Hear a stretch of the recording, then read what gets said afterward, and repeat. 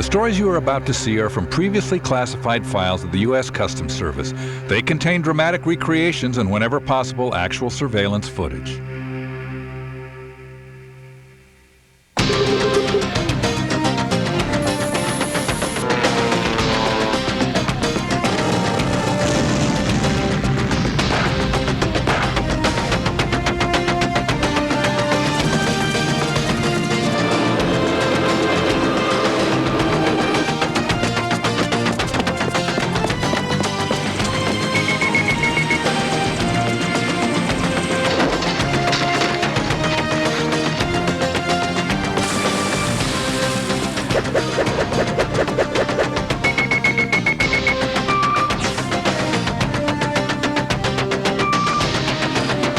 You ever wonder what goes on in the mind of a criminal?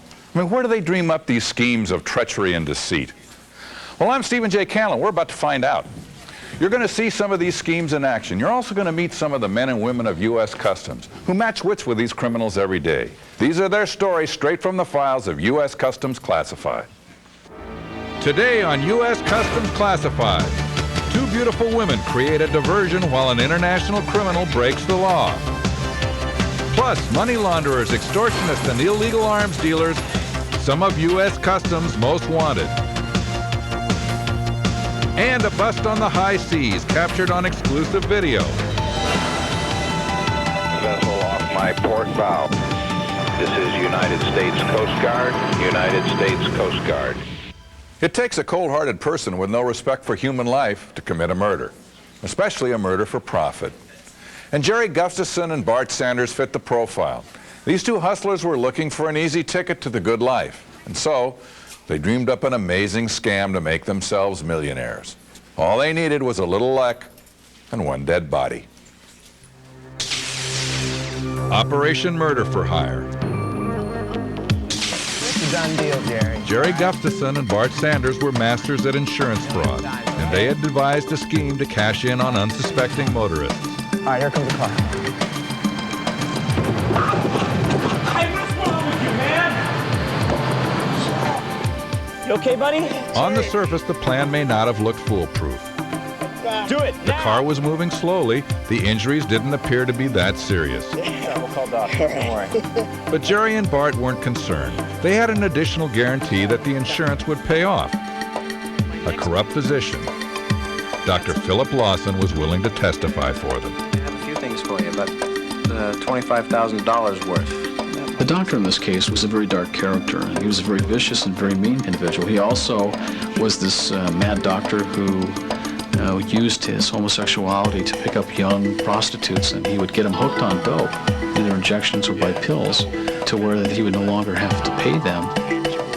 And that's how the doctor had first become acquainted with Bart Sanders. Well, the younger partner was the playboy of the trio, person with good looks, the rogue persona that attracts the attention of a lot of people, a lot of women. This guy was a real manipulator. He was a smooth talker. He was charismatic. And it was the doctor who introduced his young friend to Jerry Gustafson. With the older individual, it was kind of unimpressive to see. He was somewhat guarded, a little withdrawn maybe, unassuming, I mean, totally non-aggressive in appearance. An odd triangle with a common denominator, the love of easy money. Jerry and Bart used their share of the insurance settlement to open a legitimate business. The two partners formed a business. The business was a very successful one, but it became apparent that the pressures of business, the rigors of conducting a very expanding business was too much. Deal with sales girls. I don't want to deal with inventory. The business that the two partners were operating was basically robbed blind, drained of its resources. They had sucked the life's blood out of that company and essentially left the company bankrupt.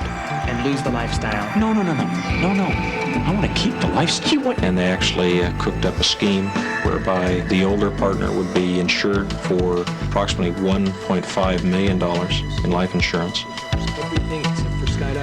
And so they returned to their insurance scam. Only this time the stakes were much higher. A substantial life insurance policy to be paid to Bart in the event of Jerry's death. Only it wasn't Jerry who would be dying. Now, if this isn't enough, you can always add to the policy. And for them to successfully carry out this sordid scam, they knew they had to get somebody who was equally as demented as they were and certainly capable of pulling off this scam, which happened to be this doctor in Los Angeles. With the doctor's help, they set the plan in motion. The first step, create a serious health condition. Jerry, what's wrong? You all right, man? Sit down. Wait a minute. Sit down. Someone call 911. Damn, Jerry, are you okay? Oh, man, are you breathing? This older individual had feigned some type of medical problems. What did you let him pick up boxes? No. And make sure there were plenty of witnesses to the illness. It's okay.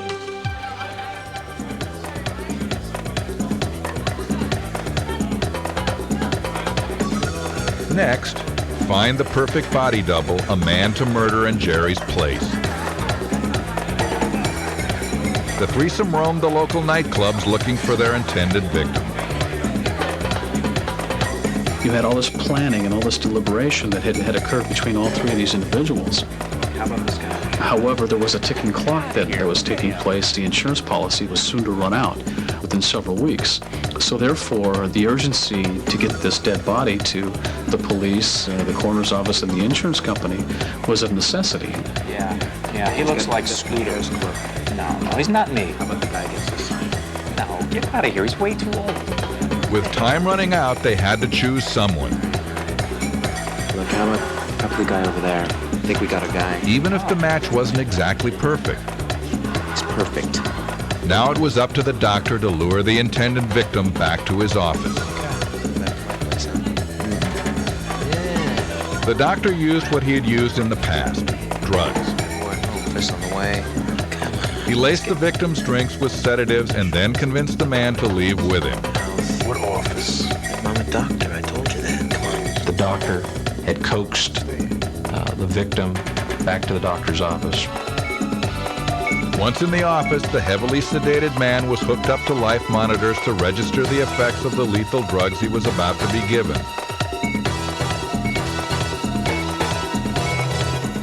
With death close at hand, the waiting game began.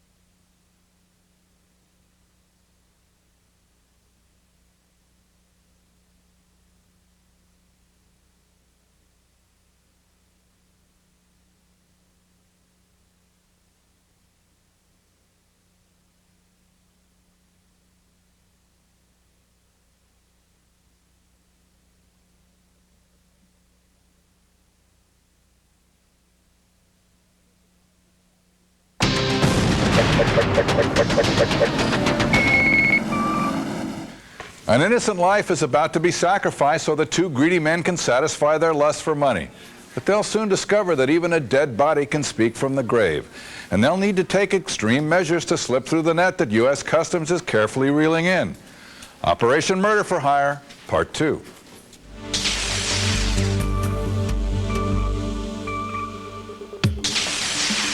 While Bart Sanders partied at the club, Jerry Gustafson made a phone call to Dr. Philip Lawson's answering service requesting an emergency office procedure.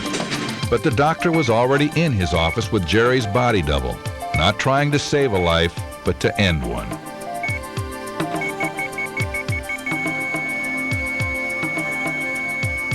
All the players were ready, and the stage was set. Yes, this is Dr. Philip Lawson. I have a patient that's gone into cardiac arrest in my office. The circumstances surrounding the death of the victim was somewhat unusual and did cause some eyebrows to be raised by both the responding paramedics and the police officers who arrived on the scene. G-U-S-T-A-F-S-O-N. It was considered to be quite unusual for a doctor to have a patient come into his office in the early morning hours rather than have that patient go directly to an emergency room. But in reality, the scheme to that point had worked very well because it did appear to be a natural death. This was a murder that was designed to fool everybody, including the coroner's office. You had a doctor who had provided a medical file on the dead guy to be that, a legitimate medical file on his supposed patient. The coroner's office did an initial autopsy, found no evidence of foul play, and declared it a natural death. There was no one coming forward saying that that body was anyone other than who the doctor and the younger partner claimed it was.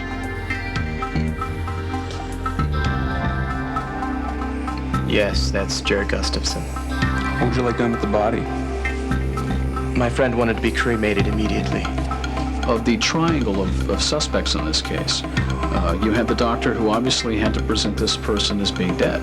He was critical to this murder scheme. You had the man who was supposed to be dead, who was also critical. His job was real simple, to be dead and stay dead. Just need you to sign here for the check. The third individual was the beneficiary, the young man, in this particular murder scheme. Thank you. At least he's not suffering. Bart's job was also simple: collect the $1.5 million premium. Thank you very much. You're welcome. Bart wasted no time enjoying the proceeds. Nice form, Nathan. Thank you for it. He spent thousands of dollars partying in the fast lane. Oh. Hey, honey. How are you? Good. How are you, baby? Fine. We'll get together He later. was clearly in his realm. Yo, get that out of my face. Don't make me flex, man. It's good to see you. How you been? I'm doing all right. That's great. God, I tell you. Months later, the insurance company was preparing to close the Gustafson file. Even though they had already paid the settlement in the case, the claims supervisor asked that there be one final review of the payment on that life policy. Since he died in the office and then was identified by his partner, there was no question. Dave, we're talking about over $1 million here, and nobody bothered to do a positive The ID? insurance company requested a fingerprint identification. At the time of the death of the victim, photographs and fingerprints of the deceased were taken. A comparison positively concluded that the deceased was not the insured. After being contacted by the insurance company, Bart abandoned his car and disappeared. Bart Sanders had dropped from sight without a trace. The first thing the insurance company tried to do was get their money back. The reality was that he was long gone. He had already entered the next stage of his scheme to leave the country. He was being sought out by not only insurance investigators, but now law enforcement as well. Jerry Gustafson, the dead man, was also missing. Rarely do you chase dead people, but this was a case that we had to locate this supposed dead man as soon as possible. Our goal at that point was to establish that the dead man was alive and well.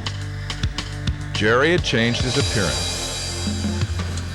Living in Mexico, he only needed to return to the United States one last time, collect some money, and disappear forever. How long were you outside the United States? 2 weeks. And then a break occurred in the case, a very lucky break on our part. As he disembarked that particular plane and went through the customs line, a very astute and very alert customs agent by the name of David Berry noticed him almost immediately, that he stood out from the crowd. There was something different. He was in a hurry. His behavior just said, there's something different. I need to look at this guy. And I specifically stood back and watched him. Excuse me, sir. Excuse me. Dave Berry, U.S. Customs. Can you come with us? We need to ask you. Is there a problem? Just relax. It's a secondary customs facility. We need to ask you questions.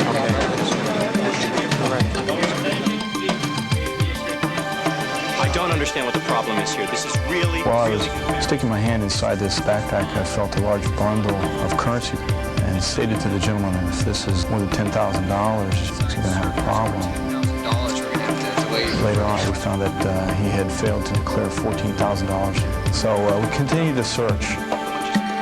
This book says how to change your identity. Unreal. I says, well, we definitely got something here. Is there alternative IDs? And found 3 additional IDs and other birth certificates, all under different names. Those belong to friends of mine. Are they with you? No. The one particular name that he used helped us identify him as a wanted person for the insurance fraud and the murder for profit. Our individual had in his possession the murdered person's checkbook and ID. The actual alias that he was using when he was coming through customs, if he had only that ID with him, would have allowed him to get by. This would have been the last time probably that any law enforcement agency would have had a chance at capturing him. Gustafson's arrest broke the case wide open. Finally, the agents had the proof they needed. It was our first major break, and that's what ultimately led 5 days later to the arrest of the doctor. The doctor had absolutely no sense of remorse about this very callous murder. But it would take 2 more years to track Bart Sanders down. We're all hiding down here, okay? He was still living the fast life on board a yacht in Europe. All right, it's a very true story, okay? Anywhere. Okay? Our young man who was wanted for murder was on the island of Sardinia in the Mediterranean, an Italian island just off the coast of Italy. Senor Bart Sanders, we are from the police. He was confronted by the Italian police and placed under arrest at that time. Misunderstanding. I'll be out in like an hour. Sanders was extradited back to the United States, the final link in this deadly scam. The 3 men were convicted of murder for profit and are currently serving time behind bars.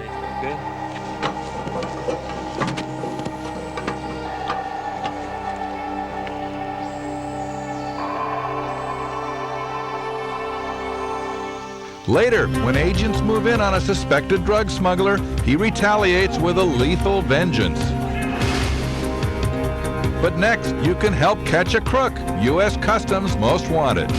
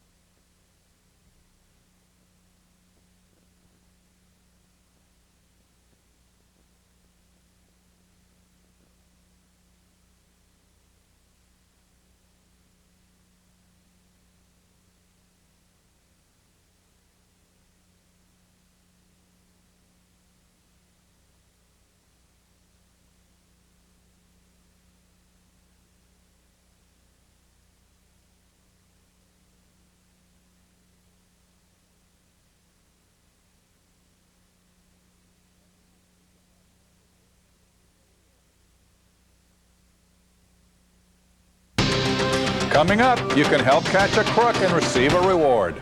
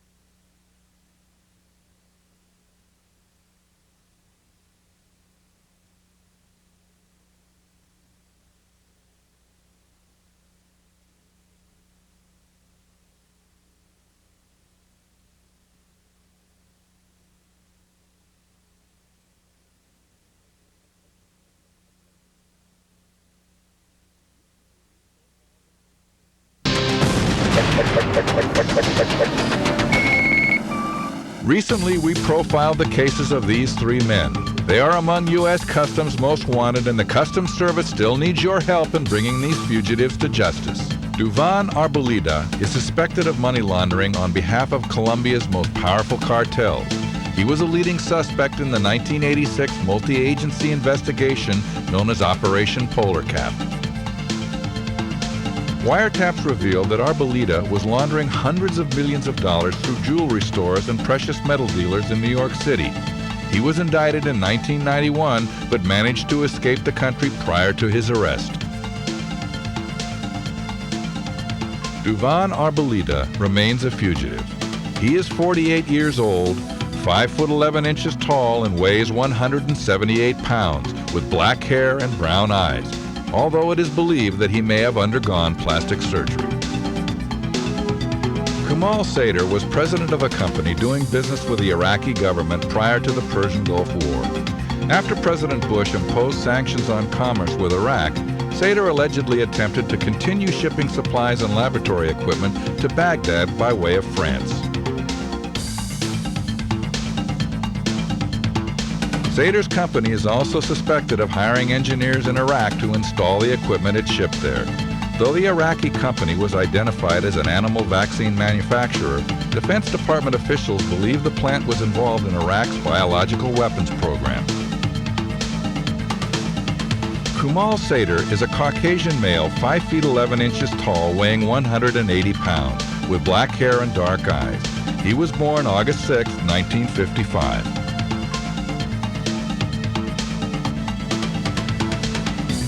Tony Wong came to the attention of the Customs Service and other federal and state agencies during an international heroin smuggling case. Wong was allegedly part of an organization which sent profits from legalized gambling facilities in Southern California to Asia, where drugs were purchased for later distribution. Informants began to leak stories that Wong was also a collector for loan sharks that used strong-arm tactics to intimidate those who could not pay their loans. Some debtors were severely beaten. Others were allegedly forced to deed their homes until all loans and interest were paid. Tony Wong is wanted on 10 counts, including handgun charges and collection of loans by use of extortion. Although Tony Wong is listed as being 5'8" and weighing 175 pounds, informants say he has gained in excess of 50 pounds, has grown a beard, and now wears glasses. If you have any information regarding the current whereabouts of Tony Wong, Cannell or Duvan Arboleda, please contact the U.S. Customs Service at 1-800-BE-ALERT. All information will be kept strictly confidential. In the best of all possible worlds, every U.S. Customs case would end with an arrest and conviction of the men and women responsible for the crimes. But some investigations are not that simple. And Commissioner George Weiss is here with us today with details about a criminal who is currently a fugitive from justice. Commissioner? Thank you, Stephen. Drug smuggling schemes are often very complex. Sometimes the smugglers need expert assistance. The U.S. Customs Service would like your help in apprehending a fugitive who allegedly assisted in smuggling a large shipment of illegal narcotics into the United States. Kathy Ann Underwood, an experienced sailor and navigator, was allegedly recruited by Sidney Marvin Lewis, also a customs fugitive, for her ability to sail long distances in turbulent seas. Underwood Lewis and the crew of his ship, the Lady Bridget, reportedly sailed to a rendezvous spot in the ocean some 1,800 miles northwest of Hawaii. There they met another ship from which they unloaded large crates containing oil drums. The Lady Bridget and her crew returned to their dock in Columbia City, Oregon, some 20 days later.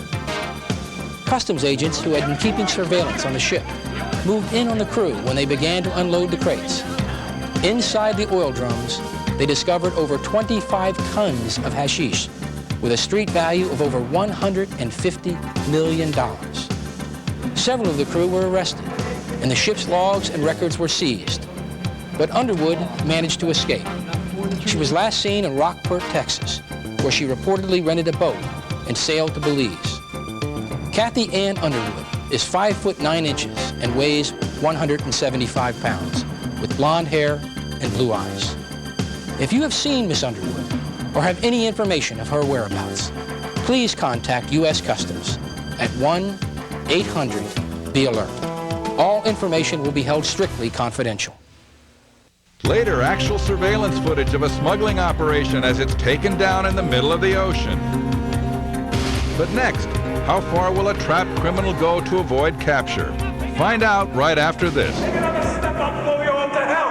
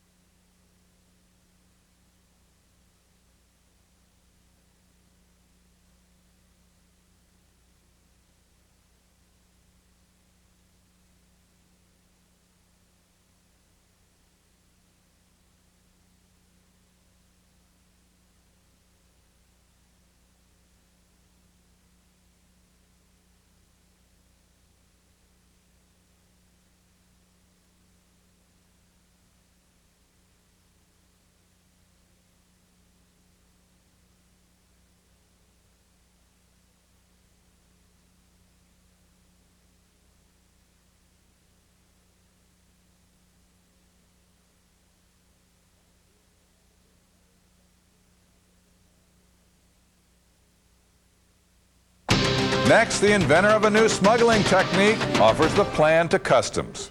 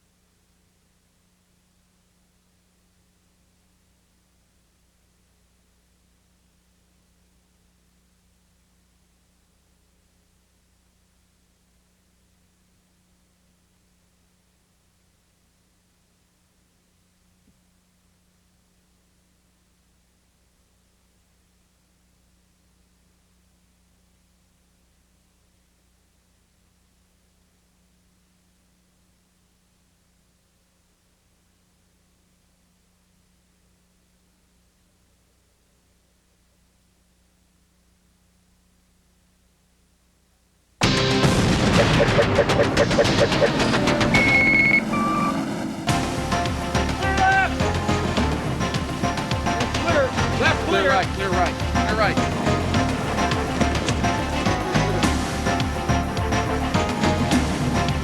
Pretty good, guys, but I think we can do better.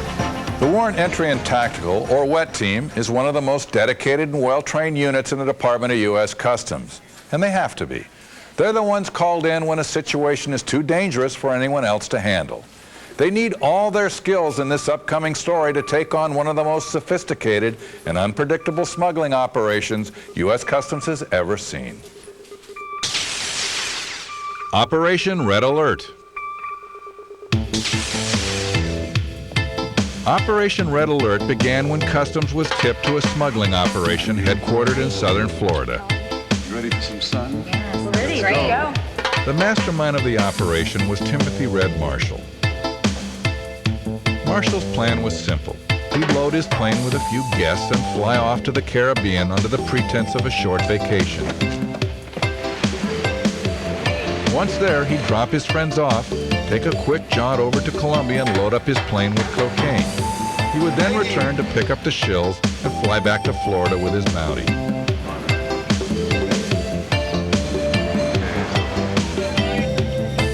It was a plan that Marshall had successfully executed many times, but it was developing serious problems.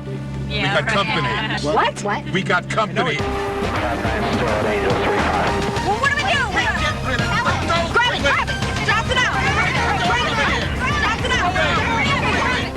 Okay, he's making a drop. They knew they eventually had to land.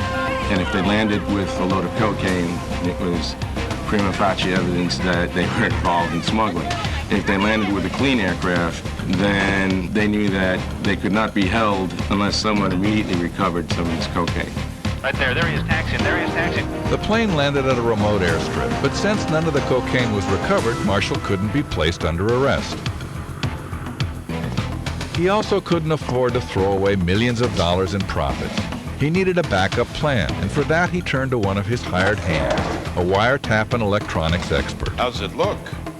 Clean, Mr. Marshall. There's no wires on this baby. The investigation then took a turn where Red asked this individual if he could design a special buoy that could be dropped from an aircraft and which could be activated by radio signals to give off a radio beacon. Build me something. They determined that if they were going to be intercepted again, that they would jettison the buoy, the beacon, with the cocaine. Then the next day, they could go out flying, turn on the beacon by remote control through a radio device, and they could recover the cocaine unharassed. It was a technology unlike any used in the world of smuggling. And if it worked, the consequences could be devastating. You think you could handle it? I think I can do it. Well, I have faith in you. Let's see what you could do. But there was a part of the plan that Marshall had overlooked.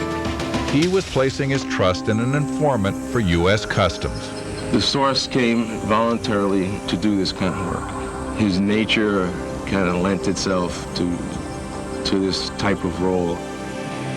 We wanted the source to work further into the organization so that we could gather more knowledge concerning their activities. And that's exactly what he did. While the informant was keeping tabs on Marshall and his organization, Agent Gerard was overseeing the entire investigation. The investigation had progressed to a point where we knew that they were flying once a month and bringing back anywhere from 1,000 to 1,500 pounds of cocaine. It was decided that at the earliest possible opportunity, we would make all the arrests to stop the flow of cocaine into the United States. There was only one problem. Customs still didn't have an exact fix on the location of Marshall's main warehouse. Without that information, they would never successfully bring the operation to a close. Gerard? Yeah, he's taking me over to his plane. Okay, good. Just go ahead and stay with him. Call me at the payphone like usual. All right. Bye-bye. Then, in a major stroke of luck, the informant was actually brought to the secret warehouse. Now Customs had everything they needed. This baby never leaves the warehouse unless we're going on a run. It's the only way I can be sure it isn't being tracked. Wow, she's a beauty, all right. And you sure the beacon's ready?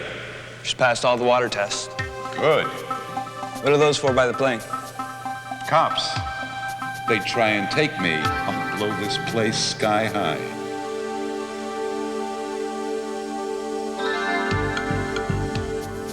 That's right. I have the location of the warehouse. It's arranged to come south of here. At this point, we basically knew the movements of the organization, and we were just waiting for when they would do a flight. Right. Wait for the next run, and we'll bust him with the goods. We knew that they always did it on a weekend, and we knew they did it on a full moon. 20th. And so we knew from all the factors involved that we had a 99% certainty it would be September 20th and the 21st. This was confirmed on Saturday morning, September 20th, when the hangar doors opened and the plane took off. When the plane actually took off, we were all on standby, and that is when we marshaled our forces. We knew the aircraft would not come back until the following morning. The basic size of this thing presented a logistics problem. Yeah. Pete, how you doing? We had to get people pre-positioned that Saturday, and so I requested the use of our warrant entry team, briefed them on their mission, and they basically handled their internal planning as what was going to happen at Lakeland. We had put together a team of 8 individuals. 4 individuals would be used for external security around the building that we were going to enter, and 4 individuals were going to be used to enter the building and subdue anyone that was inside. When we return, Agent Stroud and his wet team storm Marshall's hangar only to be stopped cold in their tracks by a madman. Take another step, I'll blow you all to hell. I swear it.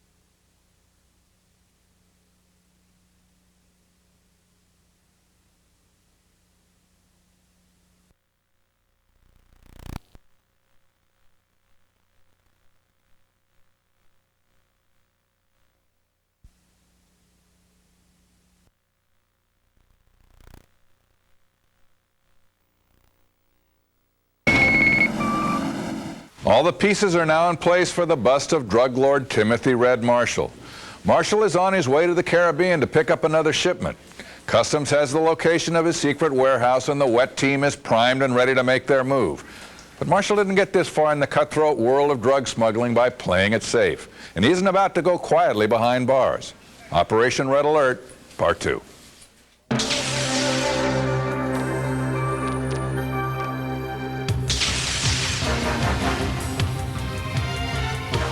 The next morning, Agent Gerard staked out Marshall's hangar, while the wet team remained on alert a short distance away. All 8 of us had to sit there for about an hour and a half, waiting until we got the call from our spotters that the aircraft was inbound. The plane arrived right on schedule, and Gerard notified the wet team, Out the plane. who immediately sprang into action.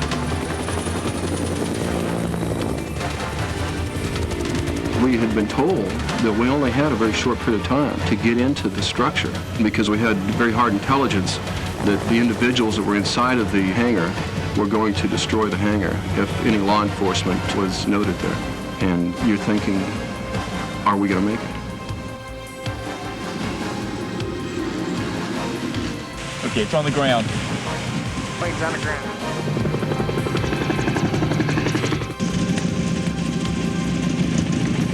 Action up, doors are open.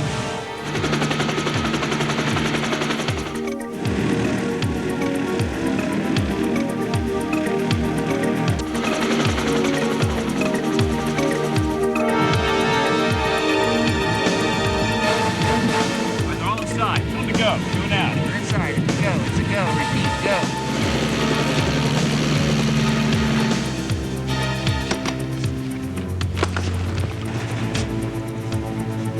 Hey, you hear a helicopter? Go check.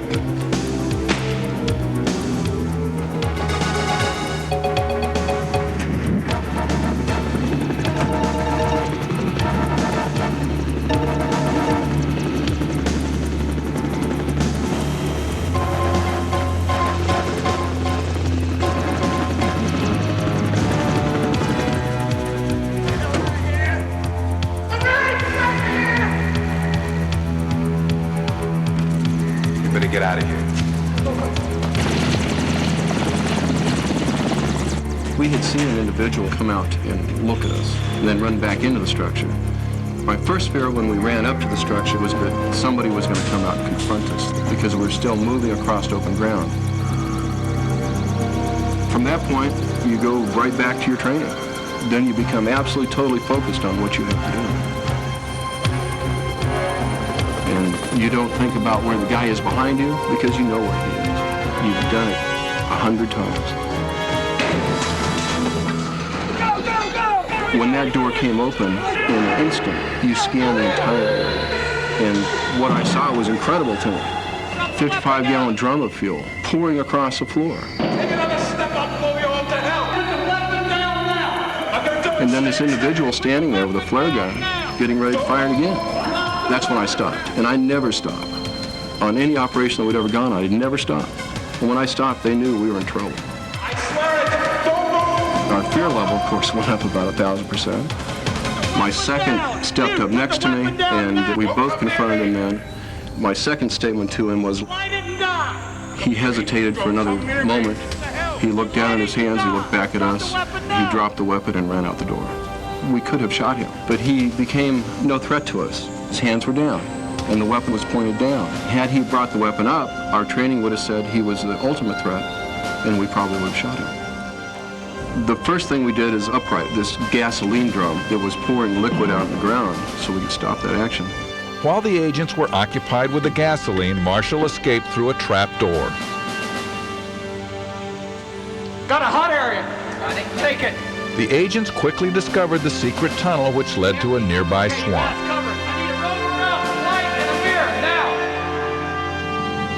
After we cleared all the structures, we formed a search line, and we searched for him through the swamp. Police! Put your hands up! They soon located his two female accomplices, but Marshall was nowhere to be found. He had disappeared into the swamp, where he'd stashed supplies for just such an emergency getaway. He eluded us for, about 18 or 20 months, I believe. And I got a call from our office in Richmond, Virginia. And they said, the FBI here has a line on red. And I said, oh, I'll be right there. Timothy Red Marshall was finally under arrest. I really felt good about what we had accomplished. I mean, we had done something that I truly never expected to do. I had never expected to do such a high-impact investigation. I mean, it's something that everyone dreams of.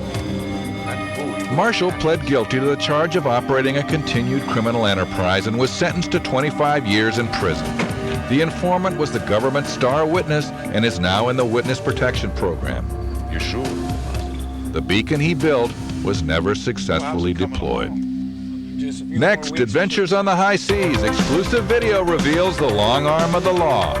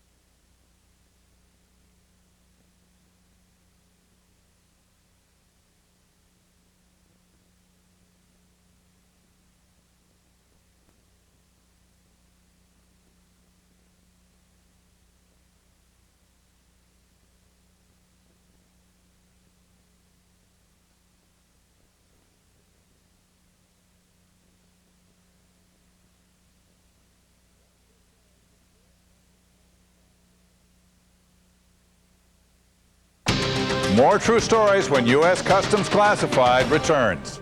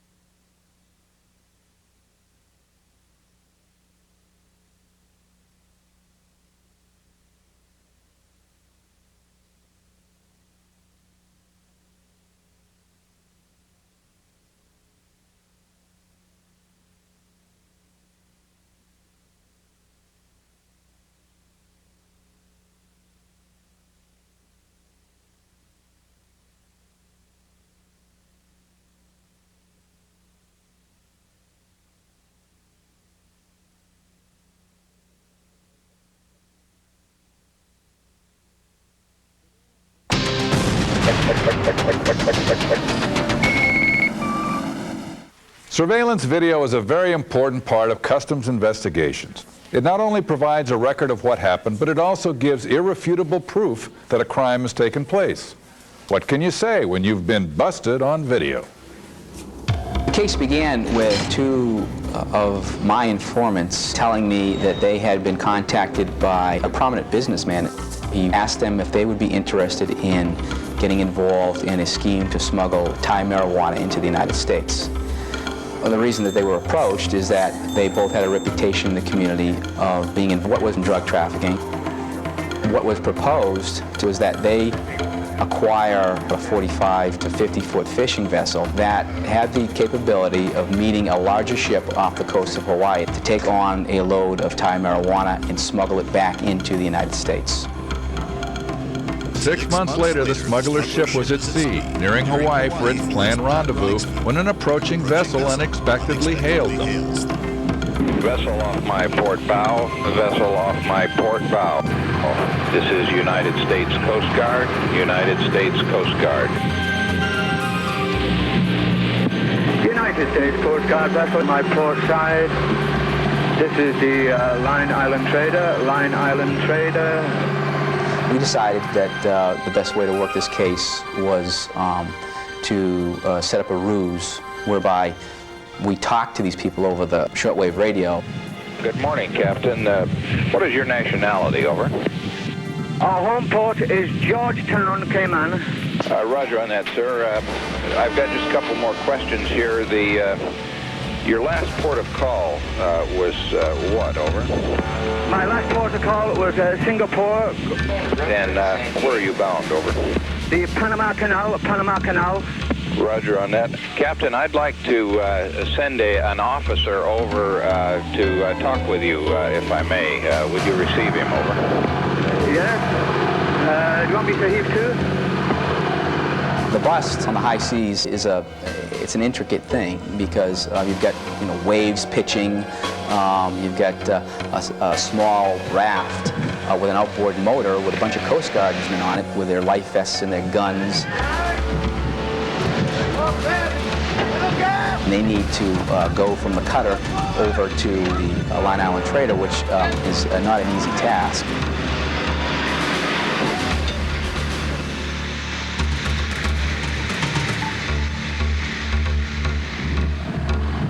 And they're extremely vulnerable at that point. With a bunch of drug smugglers looking down on you, you could be easily done away with, shot or what have you. And you are, remember, 850 miles off the coast of Hawaii. You don't have any backup. There's not a bunch of agents that can come rushing through the door and save your tail. You're pretty much on your own. Now, once they got aboard, they proceed with their safety inspections. Meanwhile, the other part of the boarding crew is looking for any contraband or anything illegal. Everything went actually relatively smoothly, except for the one glitch in which they didn't find the dope. We get the communication over the radio that there was nothing aboard. I'm devastated because you're talking about 6 months of work, a lot of agent hours going into this. It's what seemed like a slam dunk investigation. But luckily, an alert Coast Guard officer noticed that some of the fuel tanks aboard the vessel didn't fit the vessel. In other words, they were new. when the vessel was old and rusty. So upon further inspection, they tap these things. They know what a fuel tank full of fuel sounds like, and they know what a fuel tank full of marijuana sounds like. So they tapped it and realized that this tank was suspected.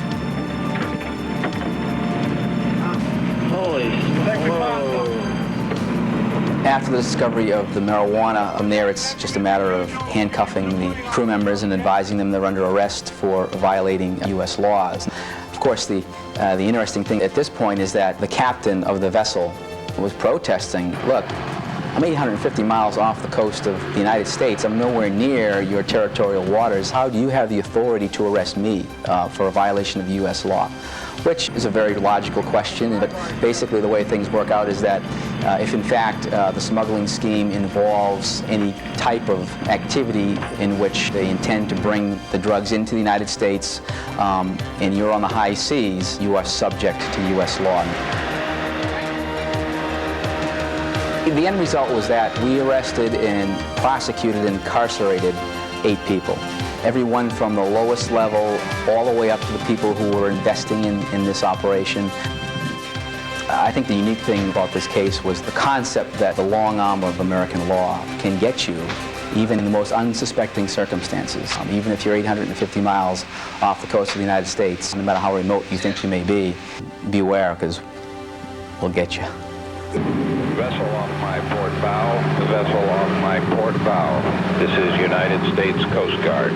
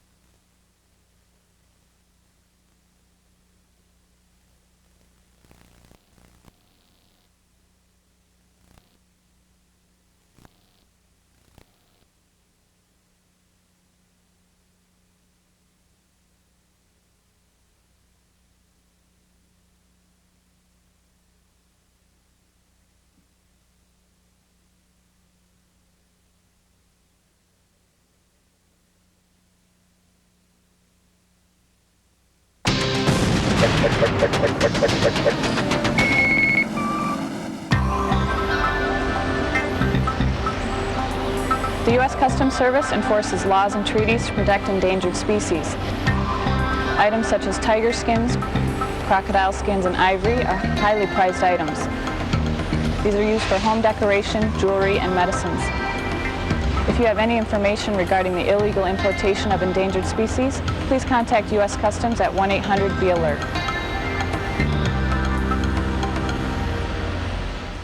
On the next U.S. Customs Classified, a customs agent poses as a hitman to prevent a wife from killing her husband. I get a bigger settlement if he's killed in the line of duty. Plus, the investigation into an elusive drug smuggler leads to a frightened informant and a startling revelation.